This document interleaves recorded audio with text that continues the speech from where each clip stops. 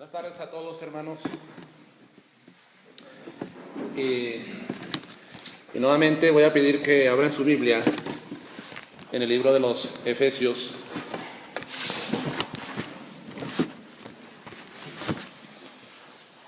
Efesios capítulo 1, versículo 17 y 18. ¿Estamos en esta parte de la Escritura ya? Amén. Permítame darle lectura a esta porción. Dice la Escritura: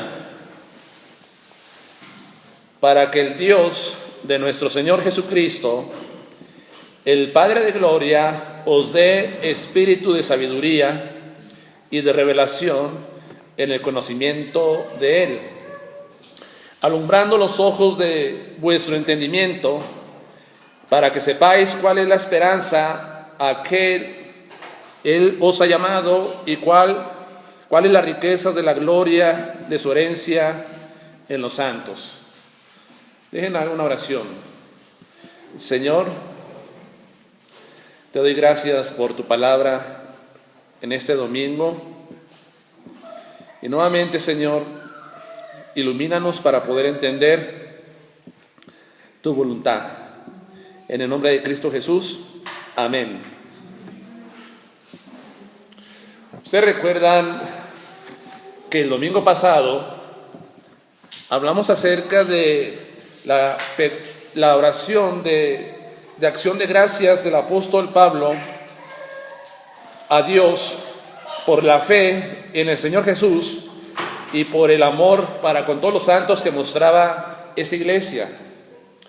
Y decía yo que era muy importante que estas dos cosas pues caracterizaran también nuestra iglesia local, la fe en el Señor Jesús y el amor para con todos, porque esta es una base muy importante sobre el cual se levanta la iglesia de Cristo Jesús.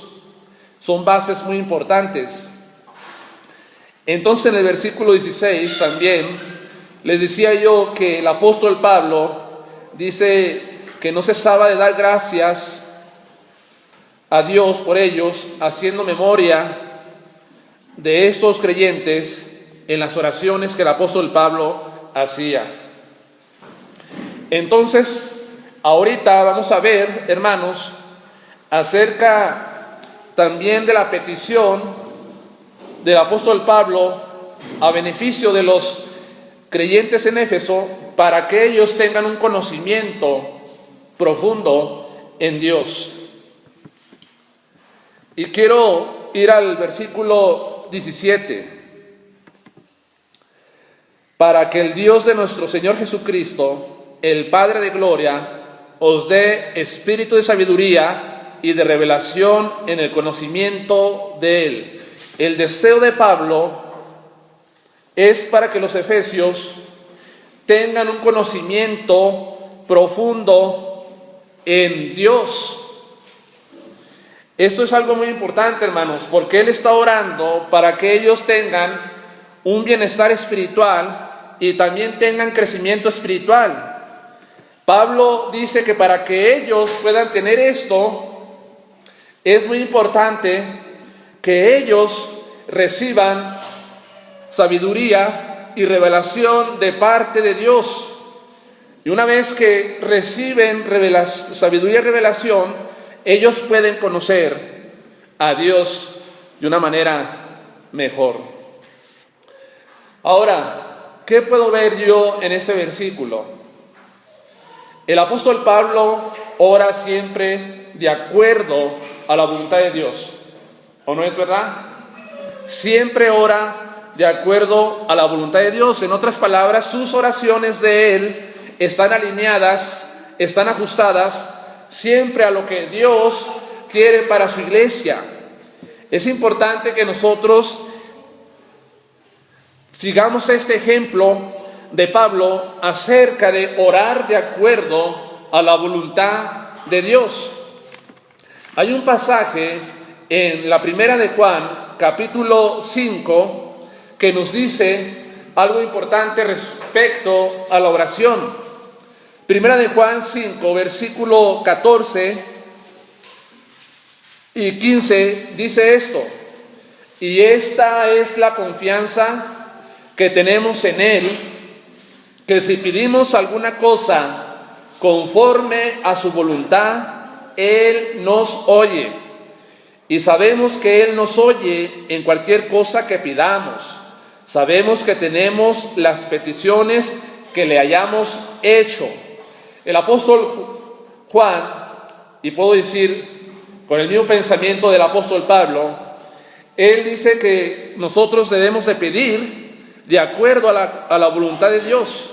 Esa es una gran confianza que tenemos, y si nuestra oración está alineada con la voluntad del Señor, entonces Dios responderá siempre a esas oraciones y tendremos las peticiones delante de Él. Hermanos, yo quiero preguntar, ¿qué tipo de petición o hacen ustedes siempre a Dios, o cómo son sus peticiones al Señor?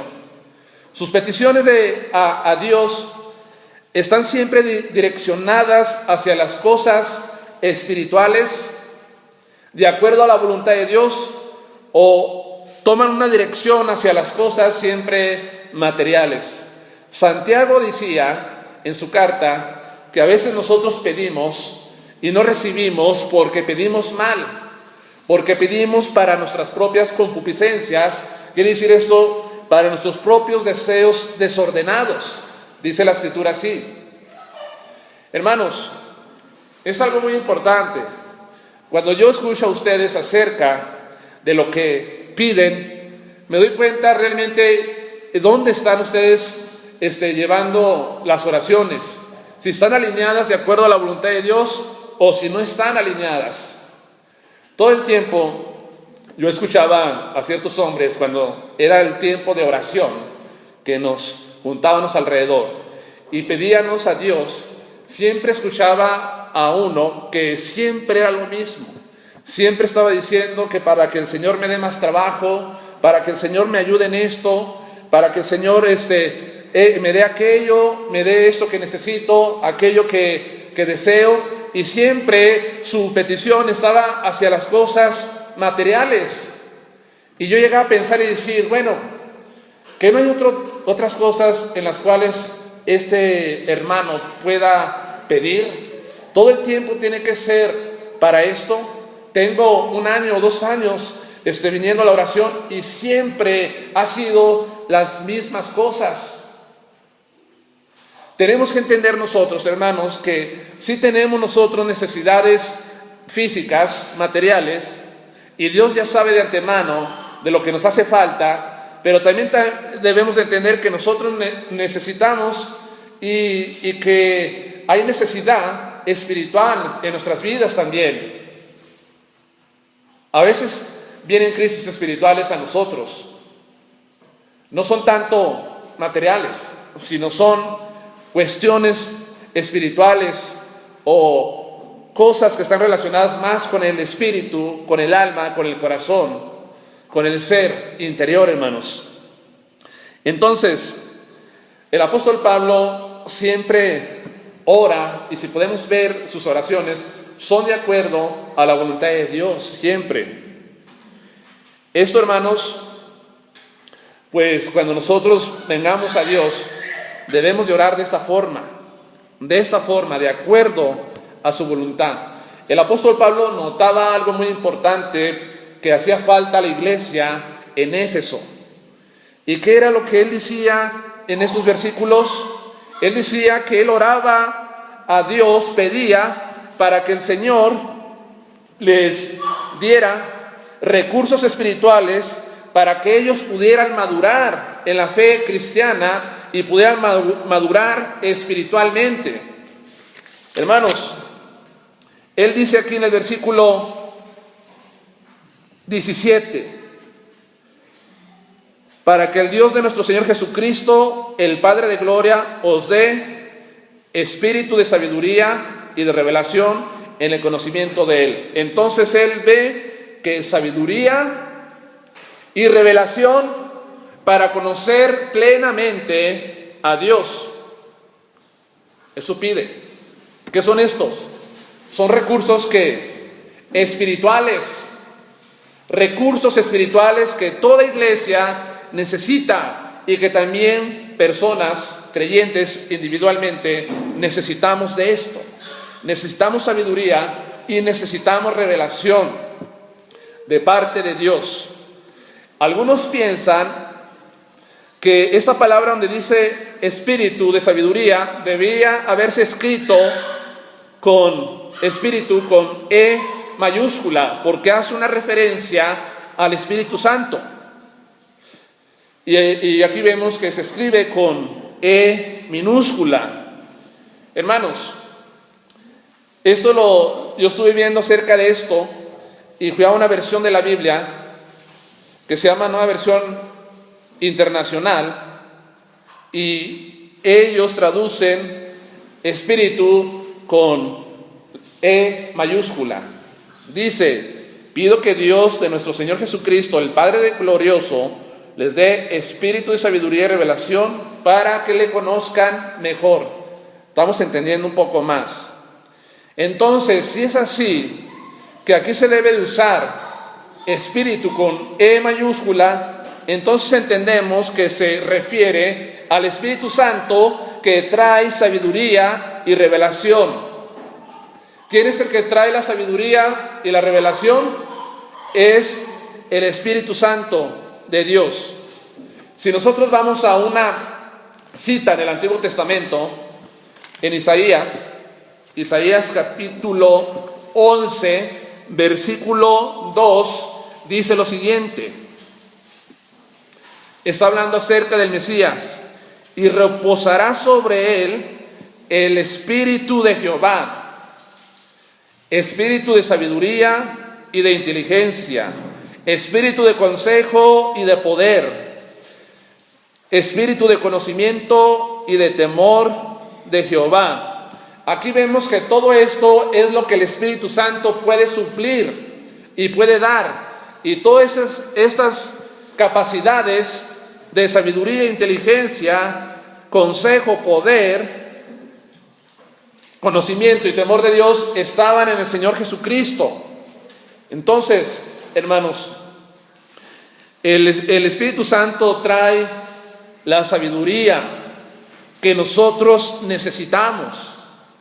También voy a otra parte de la Escritura. Podemos ir al Nuevo Testamento, en Primera de Corintios, capítulo 2, versículo 10, dice algo respecto a lo que les estoy mencionando. Primera de Corintios, capítulo 2, versículo 10, dice: pero Dios nos la reveló. O sea, está diciendo que Dios está revelando cosas, y va a revelar también cosas que ni siquiera ha subido al corazón de hombres. Dice el versículo 10, dice: pero Dios nos la reveló a nosotros por el Espíritu, porque el Espíritu todo lo escudriña aún lo profundo de Dios. ¿A qué tipo de Espíritu se refiere aquí?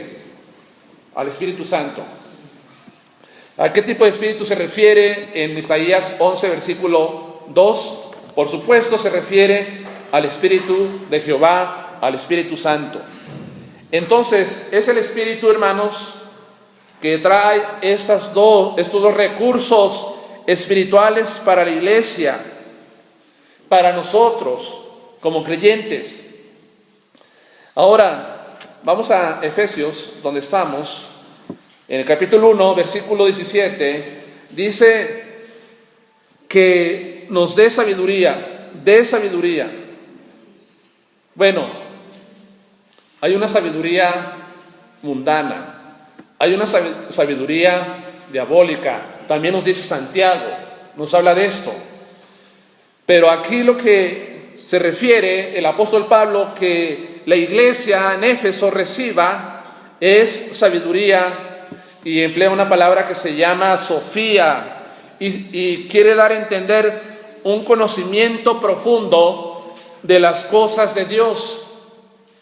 Entonces, lo que quiere decir esto, que Él está pidiendo que nosotros, allá habla un señor a la puerta. Ay, por favor, hermano. Entonces, Él pide conocimiento profundo en las cosas de Dios. Conocimiento tanto en las cosas divinas y sus causas. Había un hombre llamado Agustín que decía que Sofía, o sea, sabiduría, significa conocimiento de las cosas eternas. Esto es lo que necesita la iglesia. Sofía, sabiduría que viene de lo alto, que solamente Dios puede dar y que nosotros necesitamos. También aquí nos habla acerca de revelación. ¿Qué es esto de revelación? Ustedes han oído acerca de Apocalipsis. Hay algunas Biblias que así lo traducen, ¿no? Apocalipsis. Otras Biblias dicen la revelación del Señor Jesucristo. Pero lo que está diciendo aquí es, esta palabra revelación significa pues que Dios manifieste, que Dios descubra, que desvele las cosas que nosotros necesitamos entender. Ahora, hermanos, el Espíritu puede traer conocimiento profundo de Dios por la sabiduría y la manifestación al descubrir lo que Él revela. ¿Sí me entienden? Esto. Ahora, ¿por qué la iglesia necesita sabiduría y revelación de Dios? Aquí dice claramente el apóstol Pablo que esto es en el conocimiento de Él. En el conocimiento de Él. A lo que voy con esto es que, hermanos, los efesios tenían que conocer más profundamente a Dios. Tenían que desarrollar un conocimiento pleno de Él. Otras versiones de la Biblia dicen para que tengamos un conocimiento mejor acerca de Dios, o para que tengamos un conocimiento pleno acerca de Dios. Entonces, es importante esto, hermanos, que nosotros entendamos. Como iglesia necesitamos conocer mejor a Dios. Como creyente individual, usted necesita conocer mejor a Dios. Quiero hacerle una pregunta. ¿Ustedes conocen de una manera más profunda a Dios? ¿Conocen de una manera más profunda a Dios? ¿Cuántos años tienes de cristiano, Manuel? ¿Cuánto? 3. Cuando tú empezaste tu vida cristiana, tenías un conocimiento acerca de Dios. Pero en este transcurso de años, ¿tu conocimiento de Dios es más profundo? ¿O qué pasaría si una persona que tiene 10 años en el Evangelio, 9 o 7 años, pero su conocimiento en Dios no es tan profundo? ¿Qué pasa con eso? ¿Eso es correcto? ¿Es correcto que si yo tengo ya 7 años en Cristo Jesús, me quede con el mismo conocimiento de Dios que tuve al principio? Sino que mi conocimiento acerca de Dios tiene que ser más profundo siempre. Esto lo puedo decir también, hermanos, que nuestro conocimiento del Señor vaya siendo mejor cada día, que le conozcamos mejor cada día. ¿Es importante que le conozcamos más a Dios? Sí, es importante. ¿Y de dónde viene este conocimiento pleno que nosotros necesitamos y que la iglesia necesita? Dice aquí nuestra hermana que de la palabra de Dios vamos a ver esto. Hermanos, el conocimiento profundo y pleno de Dios solo puede venir de lo que Él mismo revela por el Espíritu Santo de Dios.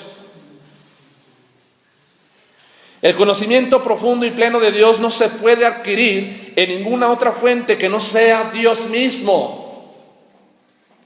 Si yo quiero conocer a Dios, ¿en dónde voy a adquirir esa información o a dónde tengo que ir? Tengo que ir a Dios mismo siempre para conocerle bien. Ahora, es muy importante esto, porque, hermanos, nuestra iglesia, pues, tiene 2 años que iniciamos, ¿no? Son 2 años. Y la iglesia tiene que ir conociendo más profundamente ¿a quién? A su Señor, a su Salvador, a su Dios.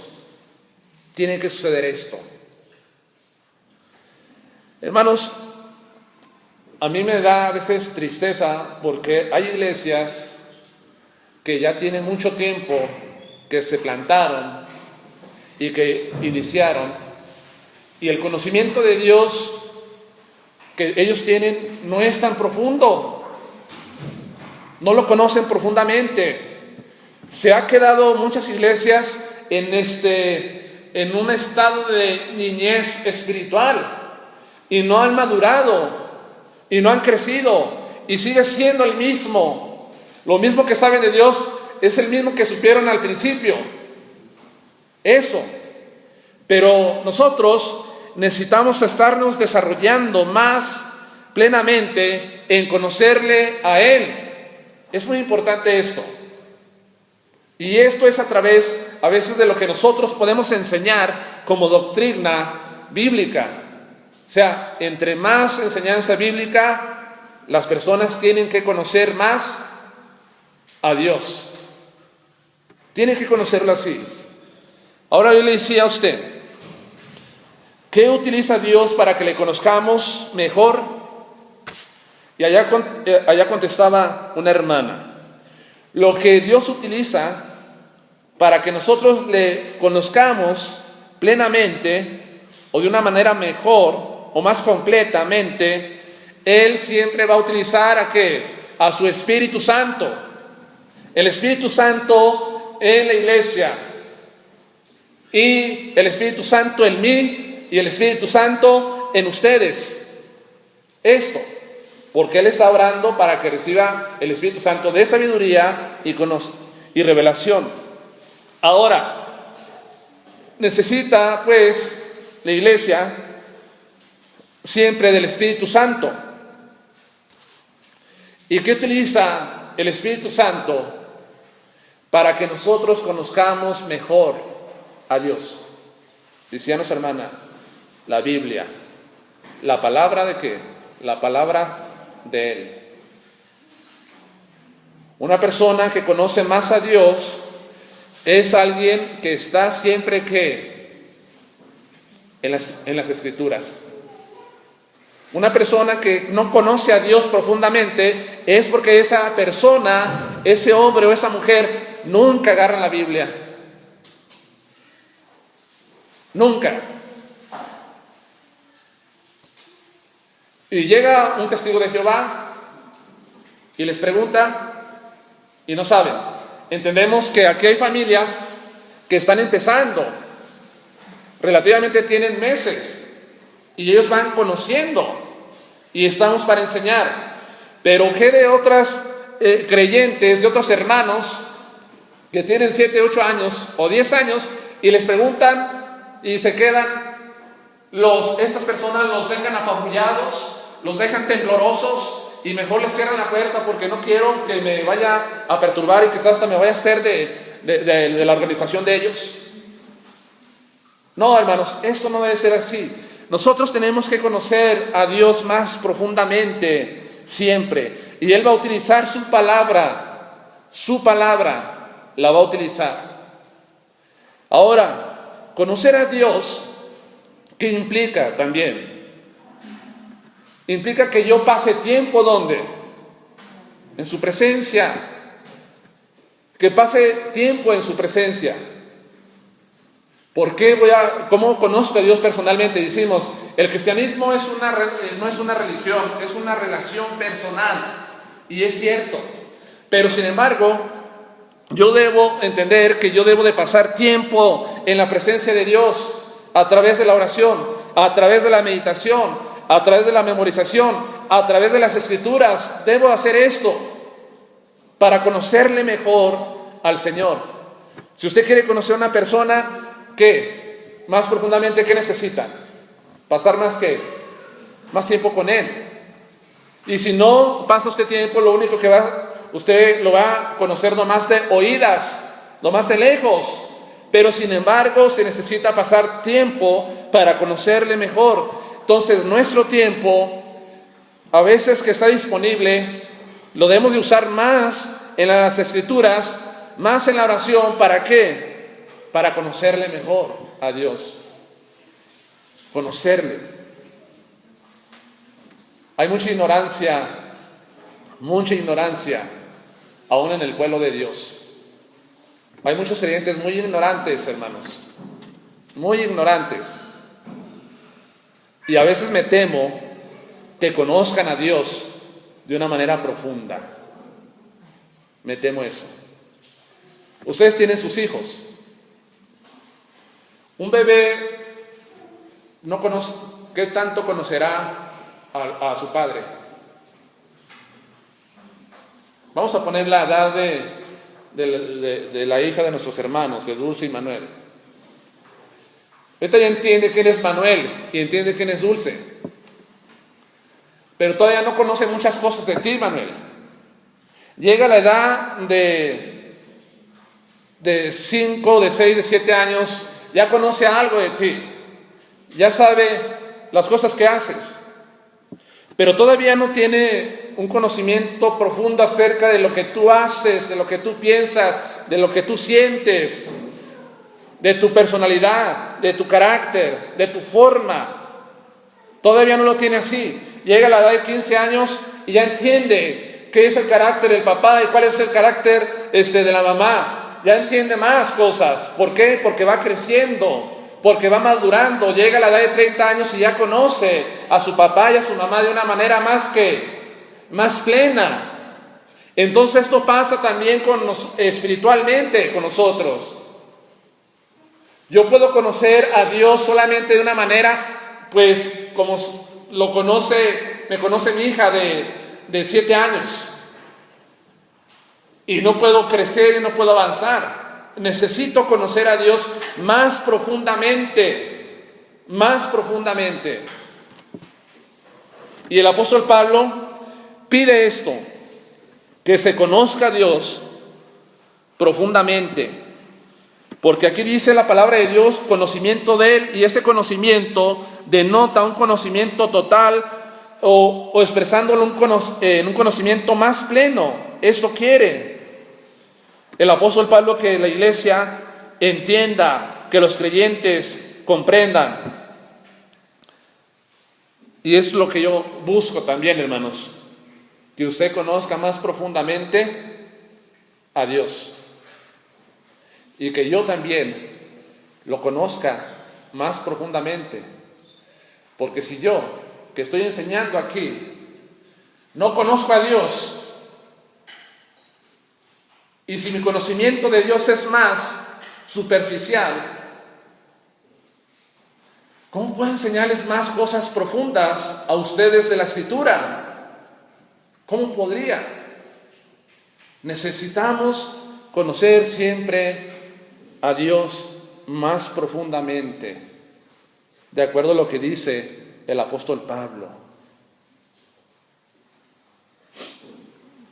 Él usa su palabra y su Espíritu Santo para esto.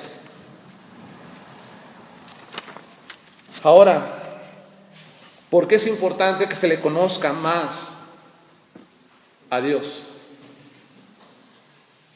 ¿Qué pasa cuando una persona o una iglesia conoce más a Dios profundamente? Bueno, entre más conozcamos a Dios, mayormente va a ser nuestra solidez y nuestra madurez cristiana.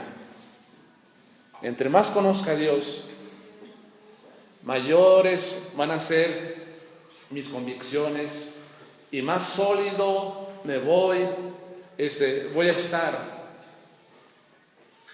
Vamos a ser una iglesia sólida, vamos a ser personas sólidas, familias sólidas y también y maduras también.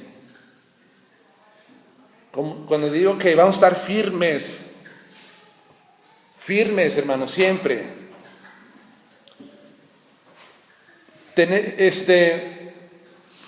La iglesia debe ir hacia el progreso del conocimiento de Dios para que vaya alcanzando la madurez espiritual.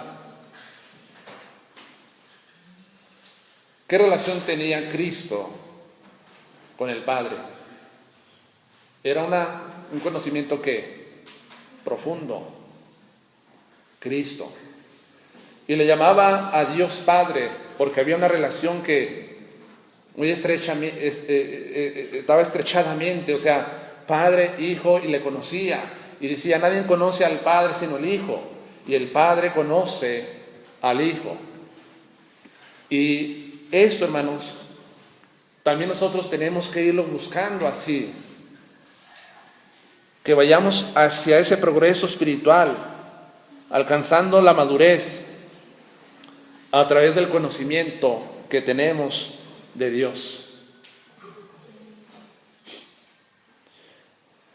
Hay muchas cosas que nosotros podemos entender de Dios. ¿Podemos entender el carácter de Dios en la Escritura? Cuando yo digo el carácter de Dios, me estoy refiriendo que estamos nosotros conociendo cómo es Dios. Cuando nosotros vemos en las Escrituras qué es lo que piensa Dios y también qué planes tiene Dios para nosotros, vemos. O sea, entendemos mucho acerca de Él. Mucho debemos de entender. Hermanos, ahora quiero pasar al versículo 18 y vemos las cosas que la iglesia debe de saber. Las cosas que la iglesia debe de saber.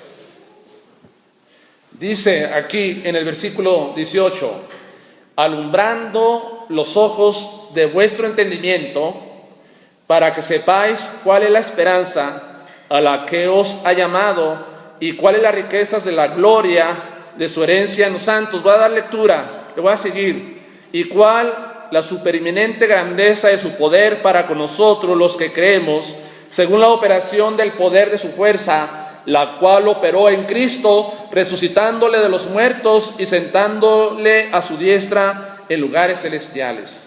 Y sobre todo principado y autoridad y poder y señorío, y sobre todo nombre que se nombra, no solo en este siglo, sino también en el venidero, y sometió todas las cosas bajo sus pies, y lo dio por cabeza sobre todas las cosas a la iglesia, la cual es su cuerpo y la plenitud de aquel que lo llena en todo. Entonces, tres cosas que quiere el apóstol Pablo que conozcamos, pero no voy a ver la tercera cosa, porque es profundo esto.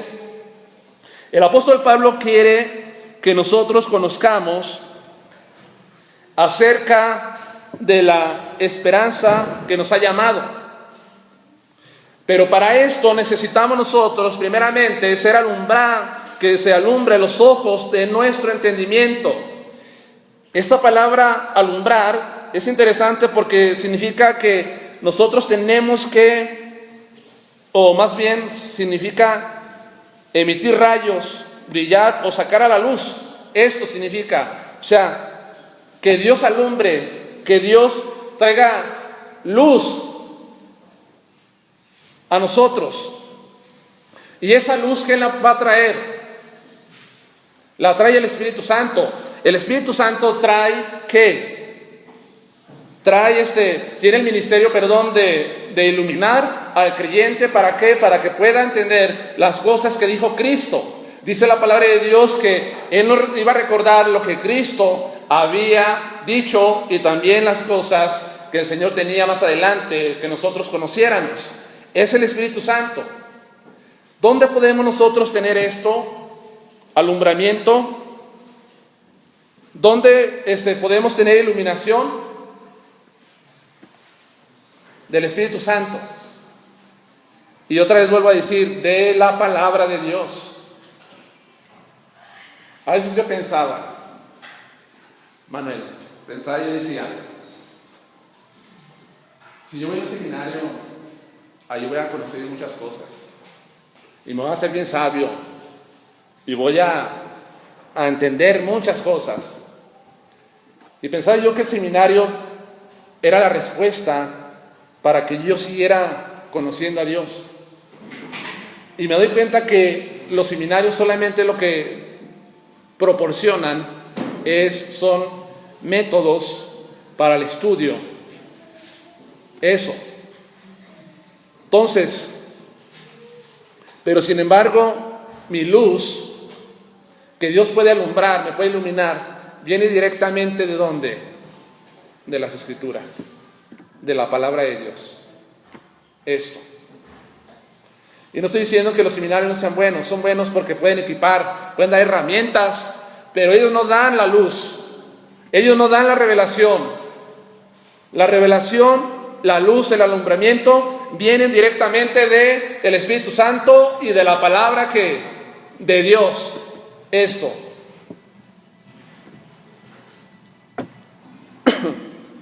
Entonces, el que dice el apóstol que se ha alumbrado los ojos, está hablando de la visión y de vuestro entendimiento, está hablando acerca de nuestro pensamiento hondo y profundo, quiere que sea alumbrado, que tengamos luz. Y aquí dice la Escritura, para que sepáis cuál es la esperanza a la que nos ha llamado. ¿Qué quiere el apóstol Pablo que como iglesia entendamos y como creyentes? Quiere que sepamos cuál es la esperanza que Dios nos ha llamado. ¿Qué es esto, hermanos? ¿Cuál es la esperanza a la cual Dios nos ha llamado? ¿Qué esperanza tiene la iglesia? ¿Tiene esperanza la iglesia de Cristo? ¿Tenemos esperanza nosotros? ¿O solamente nosotros esperamos en este mundo? La iglesia tiene una esperanza que va más allá de este mundo. Tiene una esperanza la iglesia eterna. Los efesios tenían que conocer esto de una manera más profunda. Dios les dice a través de Pablo que una esperanza objetiva que se basa en los hechos y promesas de Dios. ¿Qué ha prometido Dios en su palabra? ¿Qué ha prometido Dios en su palabra?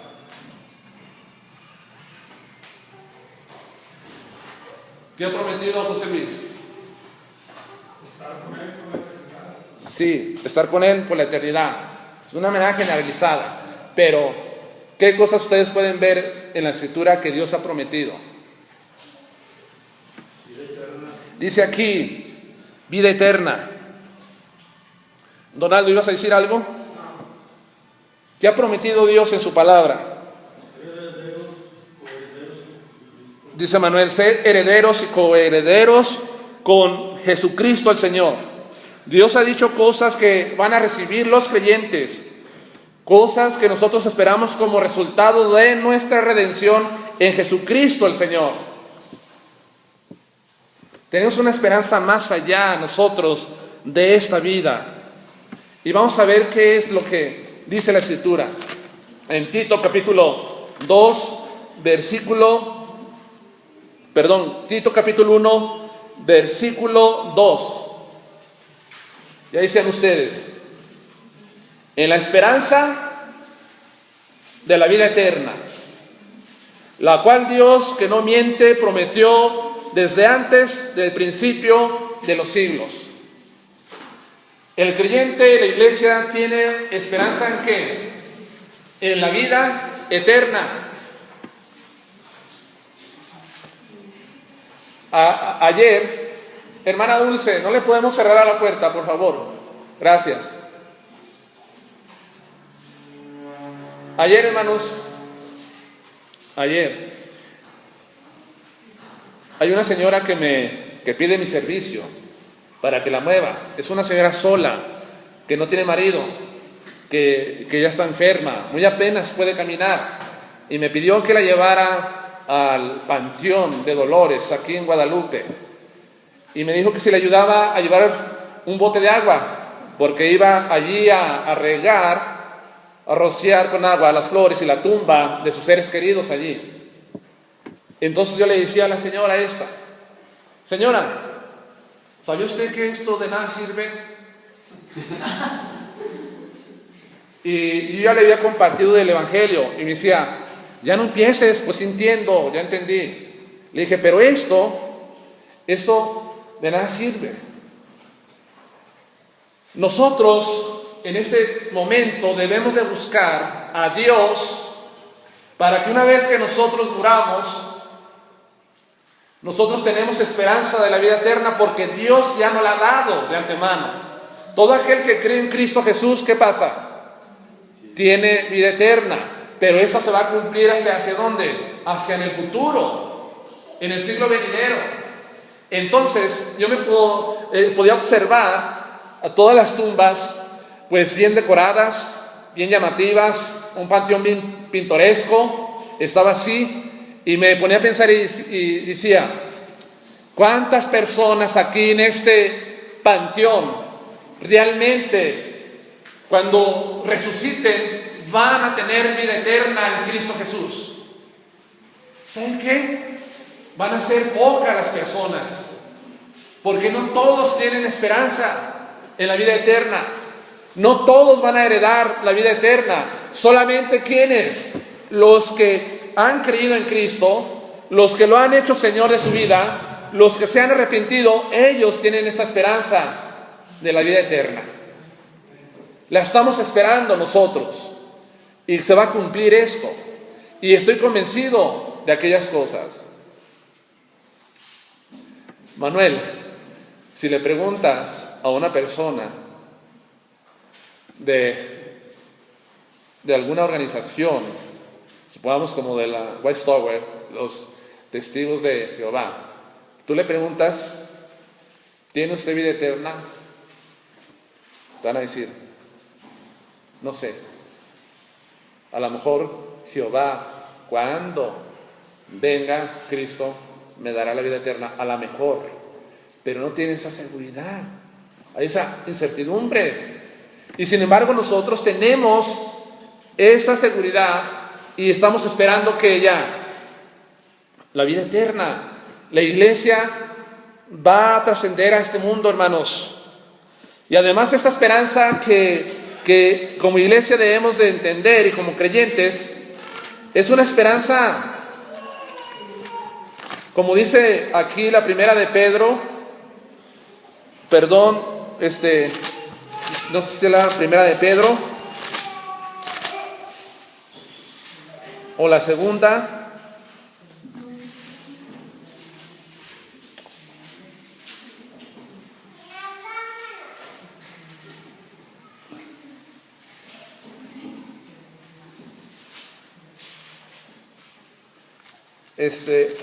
Voy a la primera de Pedro, capítulo 1, versículo 3. Dice aquí: bendito el Dios y Padre de nuestro Señor Jesucristo, que según su gran misericordia nos hizo renacer para una esperanza viva por la resurrección de Jesucristo de los muertos. Nuestra esperanza está viva, no puede morir nuestra esperanza, sino que es viva en Cristo Jesús.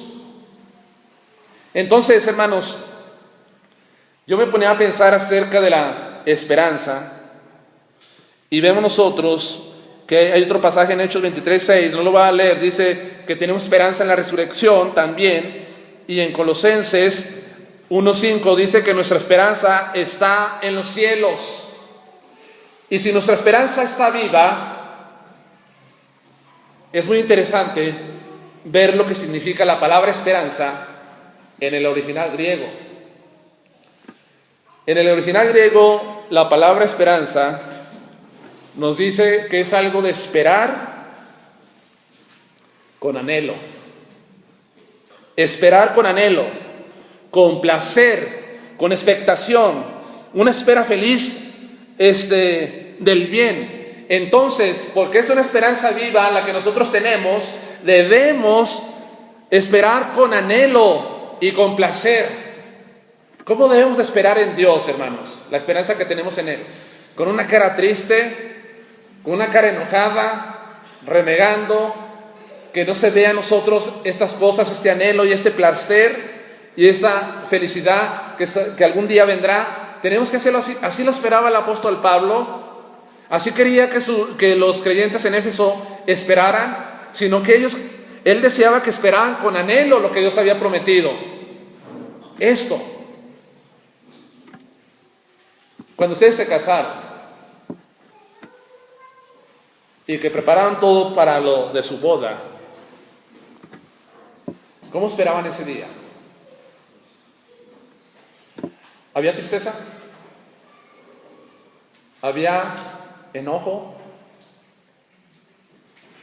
¿Qué había? Dice nuestra hermana, había emoción. Era un anhelo, un esperar con anhelo. Había una expectación. Si es así, ¿no? Era una espera feliz. Así. Imagínense, si estas cosas terrenales nosotros las esperamos así, con mayor razón nosotros debemos esperar con felicidad y con placer las cosas que Dios ha dicho en su palabra de Dios.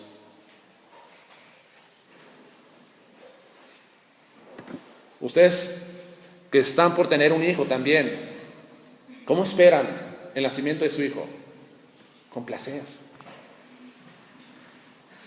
con felicidad, lo esperan así. Es lo mismo que nuestra actitud así sea en cuanto a lo que Dios ha prometido en su palabra. Ahora, esta esperanza para quién es, ya dije, solamente es para la iglesia, solamente es para el creyente, solamente es así.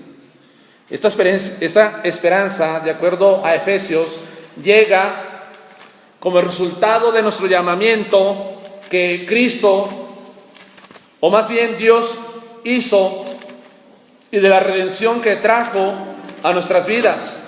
Porque aquí dice en Efesios, la esperanza a la que Él os ha llamado. O sea, Dios primero llama para salvación y una vez existe esa esperanza en nosotros.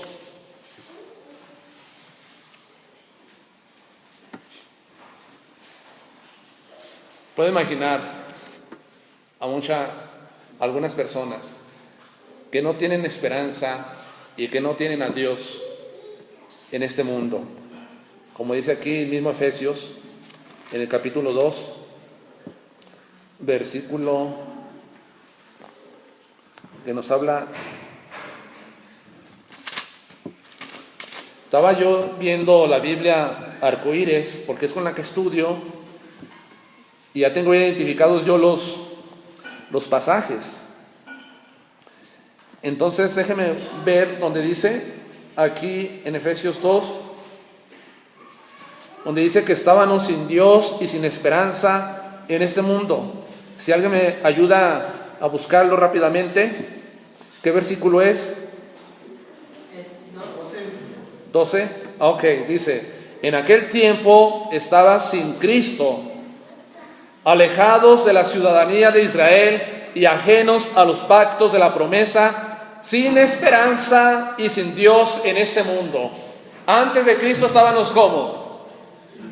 Sin esperanza y sin Dios en este mundo, ajenos a los pactos, a las promesas, a la ciudadanía de Israel, a la ciudadanía del cielo. Estábamos sin nada.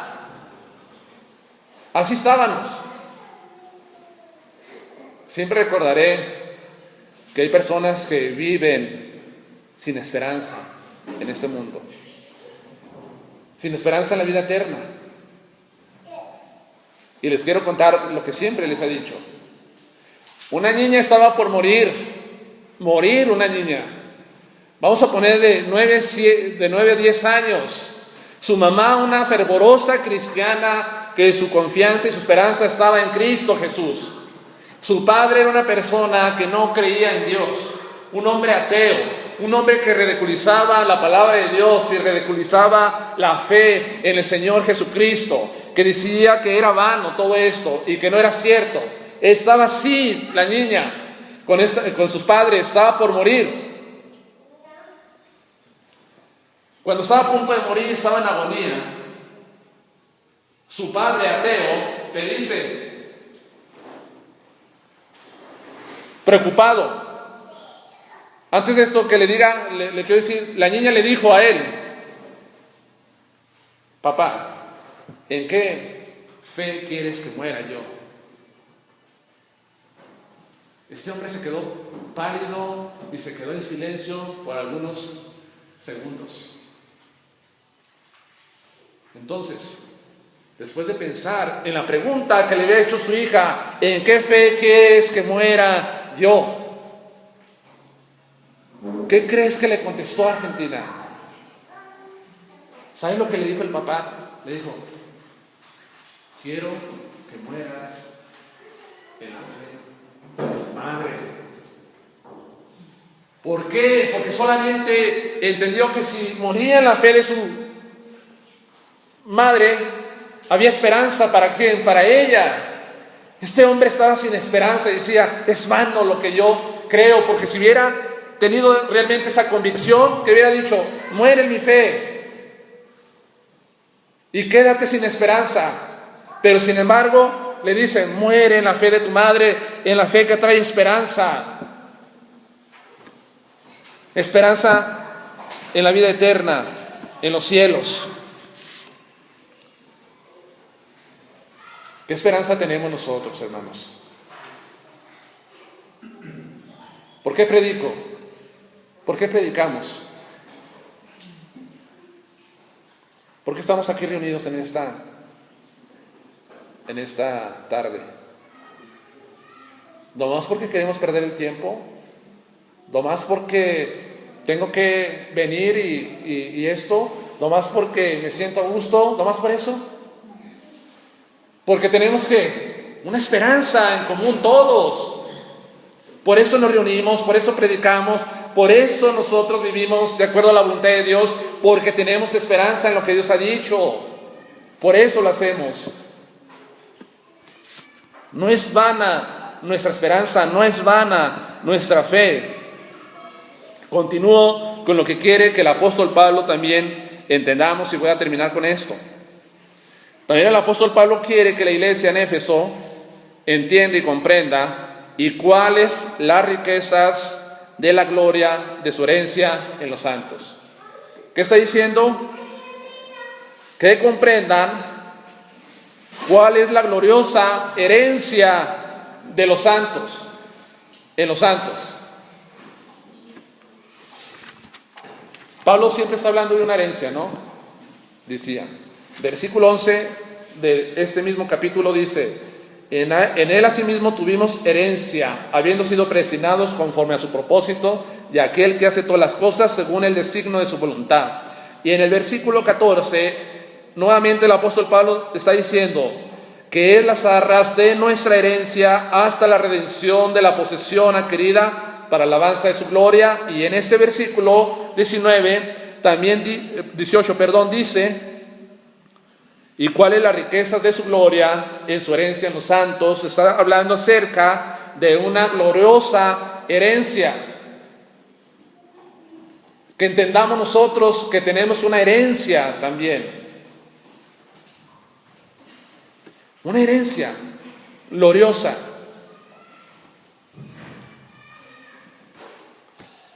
¿Por qué esta herencia es gloriosa?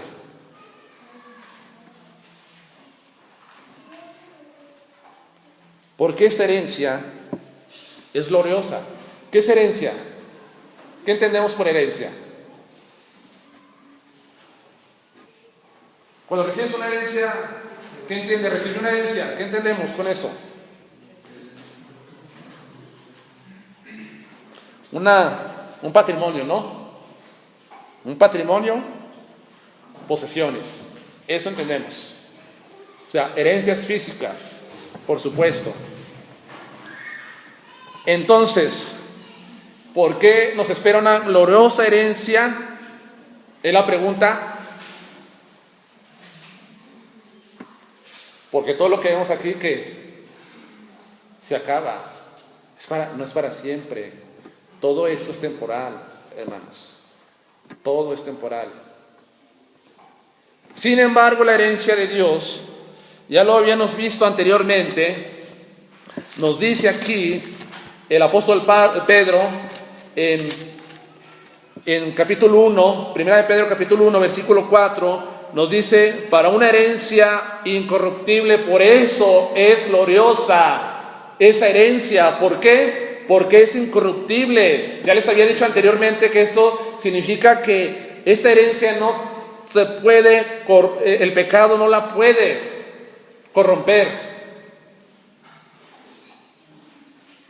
Y también dice aquí que es incontaminada, inmarcesible, reservada. ¿Dónde? ¿Dónde está reservada la herencia? En los cielos para vosotros. Una pregunta a los testigos de Jehová. Ellos dicen, en la tierra, la Escritura dice que los creyentes esperan que su herencia en los cielos. En los cielos. Entonces la herencia es gloriosa porque es incorruptible, no decae, es inmortal, no termina, no se desgasta, es eterna, de acuerdo a Hebreos 9:15, ya lo había dicho anteriormente, es incontaminada, es pura, es sin mancha, está a prueba de pecado, es inmarcesible, que no pierde su valor, que no pierde su belleza, que está a prueba de tiempo, de todas estas cosas. Por eso es una herencia que gloriosa, que nos espera. Hermanos, por eso es muy importante que el creyente entienda su posición que tiene en Cristo. En Cristo es heredero, coheredero, juntamente con Cristo, a lo que Dios ha dicho en su palabra acerca del reino, acerca del cielo, estas cosas. Somos herederos a esta herencia en Cristo Jesús.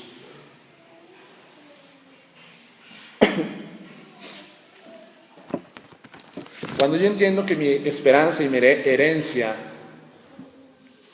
está en los cielos, ¿qué es lo que hago siempre? ¿Qué debe ser la actitud del creyente hacia esto?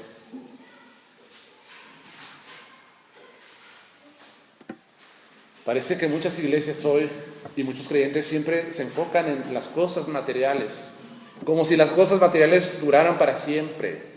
Y no hay tiempo para el Señor, no hay tiempo para las cosas espirituales. Estas cosas se terminan. Cuando llegue Cristo, de acuerdo a la segunda de Pedro, dice que todas las obras que los hombres hicieron se van a chamuscar, se van a derretir y no van a perseverar para siempre. Sin embargo, lo que vemos aquí, las cosas espirituales serán para siempre. Nuestro enfoque, nuestra visión, nuestro pensamiento, nuestro corazón siempre estará pensando en lo de arriba. Y por eso el apóstol Pablo no le agüitaba, ¿cómo le puedo decir? No le afectaba si tenía o no tenía, porque sabía que tenía una esperanza y una herencia. ¿Dónde? Allá en el cielo. Y esto es lo que debemos de nosotros de buscar también. Nuestra actitud debe estar ocupada siempre en las cosas eternas. Y quiero decirles algo ya para terminar. Algunos comentaristas piensan que acerca de la riqueza de la gloria de su herencia se refiere a los santos, a los creyentes. Creen que los creyentes son la herencia de Dios, y tiene sentido en algún aspecto, pero nosotros estamos viendo que otros pasajes hablan acerca de una herencia que vamos a recibir en Cristo Jesús. Ellos dicen que esta herencia puede ser el mismo pueblo que Dios adquirió, y basan esto en Tito capítulo 2 versículo 14 y en 2 de Pedro capítulo 2 versículo 9. En Tito 2:14 habla de un pueblo propio que Dios tuvo, y en 2 de Pedro 2:9 habla de una posesión adquirida de Dios que Él adquirió con su propia sangre, de acuerdo a Hechos capítulo 20 versículo 28 en adelante. Esto dicen, y tiene sentido en algún aspecto. Si eso es así también, entonces quiere decir que Dios da una demostración de su gracia santa, y de su misericordia y de su amor para nosotros los pecadores, que en algún momento estábamos fuera, pero una vez que somos cercanos en Cristo, venimos a ocupar un lugar muy especial en el corazón de Dios, hermanos. Este comentario viene del comentario bíblico de William MacDonald, uno que utilicé. Habla acerca de esto. Entonces, también el pueblo de Dios es el pueblo, la herencia de Jehová. La iglesia es herencia también de Jehová. Soy parte de la herencia y le pertenezco a Dios también ahora. Ya no soy dueño de mí mismo, ya no me pertenezco a mí mismo, sino pertenezco a Dios. Eso quiero que nosotros entendamos. Tú ya no perteneces a ti mismo, sino le perteneces ¿a quién? A Dios. Ya no soy dueño de mi propia voluntad, sino le pertenezco a la voluntad de Dios. Ya no soy dueño aún ni siquiera de mi propia vida, sino que ahora le pertenezco a Dios. Y eso es lo que deben entender las personas. Si nosotros somos posesión de Jehová, si yo soy posesión de Dios, yo tengo que someterme a Dios siempre y a su voluntad, ¿o no? Y tengo que vivir de acuerdo a lo que Dios dice en su palabra, y de acuerdo como un hijo de Dios, y de acuerdo a la posesión que tengo que ser en Él. Siempre así. Así debe de ser.